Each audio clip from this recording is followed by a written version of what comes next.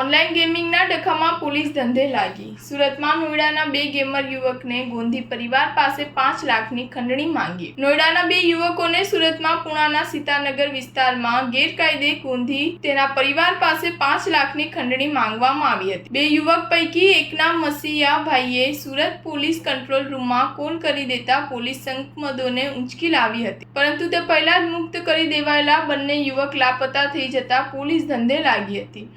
છેલ્લે પોલીસ ખુદ ફરિયાદી બની 4 યુવકોને ઝડપી પાડ્યા છે। આ કાંડ ઓનલાઈન ગેમિંગના નાણાંને લઈને સર્જાયો હતો। જો કે અફનાથ દિલ્હી પહોંચ્યા બાદ ફોન બંધ કરી દીધો હતો, પરંતુ પ્રકરણ હજુ અસ્પષ્ટ છે। નોઈડાથી સુરત આવેલા સચિન તોમર અને લોકેશ નામના 2 યુવકોને પુણા વિસ્તારમાં ગેરકાયદેસર ગોંધી 5 લાખની ખંડણી માંગવામાં આવી હતી। નાણાં નહીં આપે તો મારી નાખવાની ધમકી આપવામાં આવી હતી। આ કોલની વિગત નોઈડાના અંકિત નામના યુવકે બુધવારે બપોરે 3 વાગ્યા બાદ સુરત પોલીસ કંટ્રોલ રૂમમાં આપી હતી। અપનાથ પૈકી એક યુવક પોતાનો માસીનો પુત્ર હોવાનું અંકિતે જણાવ્યું હતું। સ્ટાર ન્યૂઝ 7 હંમેશા સચ્ચાઈની સાથે।